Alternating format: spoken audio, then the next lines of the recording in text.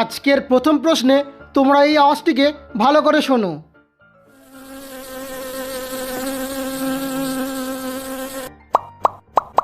এখন বলো তো এই চারটির মধ্যে কার আওয়াজ?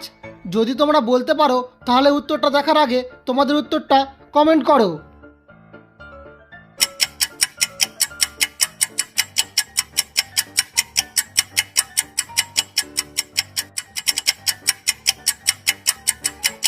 আশা করছি তোমরা সবাই উত্তরটি বুঝতে পেরেছো।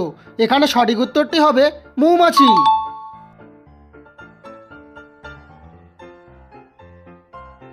দ্বিতীয় প্রশ্নে তোমরা এবার এই আওয়াজটিকে শোনো।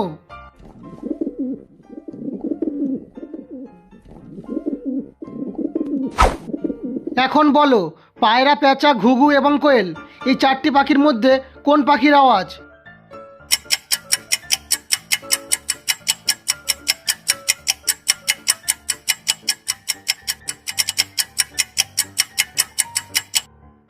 এই আওয়াজটি হচ্ছে পায়রার।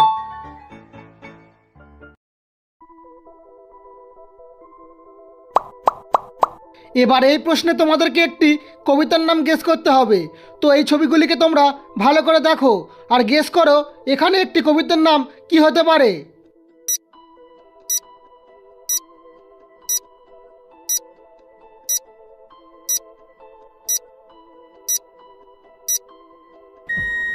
যারা পেরেছো তারা প্রথমে উত্তরটা কমেন্ট করো, আর না পারলে দেখে নাও। প্রথমে রয়েছে দোল দোল, দ্বিতীয়টা দোলনা যাকে দোলনীও বলা হয়, আর তারপরে রয়েছে রাঙা মাথা এবং শেষে রয়েছে চিরুনি। তাহলে এখন কবিতাটির নাম হবে দোল দোল দুলনি রাঙা মাথায় চিরুনি। চলো পরের প্রশ্নে যাওয়া যাক। এখানে তোমাদের সামনে রয়েছে তিনটি চিংড়ি মাছ। এখনই এদের মধ্যে তোমাদের খুঁজে বের করতে হবে কোন চিংড়ি মাছটি ভিন্ন। তোমরা যদি ভিন্ন চিংড়ি মাছটি খুঁজে পাও তাহলে কমেন্টে জানিয়ে দাও।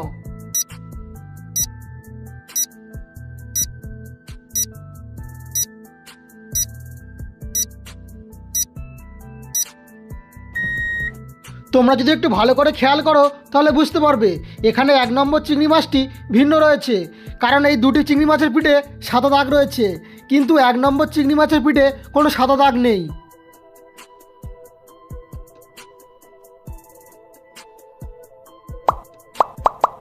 এবারে এই প্রশ্নের ছবিগুলিকে দেখে আরও একটি কবিতার নাম গেস করতে হবে, তাই ভালো করে দেখো আর ফটাফট কমেন্ট করো তোমাদের উত্তর।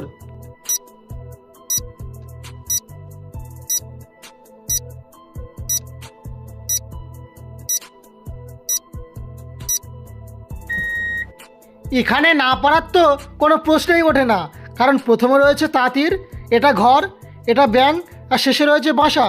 তাহলে এখানে কবিতাটির নাম হয়ে যাবে তাঁতির ঘরে ব্যাঙের বাসা। নেক্সট প্রশ্ন। 3 জন মহিলা টেবিলে বসে ড্রিঙ্কস করছে, কিন্তু এদের মধ্যে আসলে একজন ভূত। এখন তোমরা ছবিটি ভালো করে দেখে বলো তো এখানে এই 3 জনের মধ্যে কে ভূত?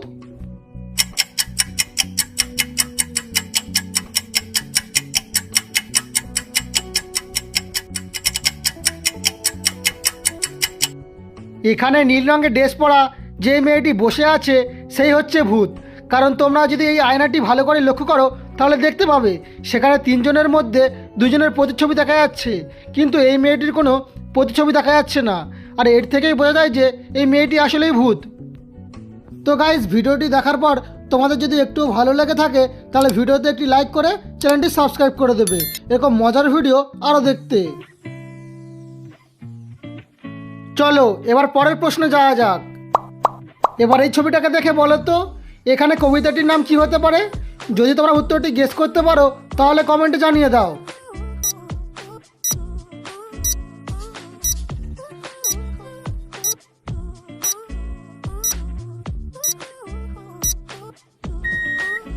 দেখো এখানে প্রথমে রয়েছে চাঁদ, এটা উঠেছে, এটা ফুল, আর শেষে রয়েছে ফুটেছে।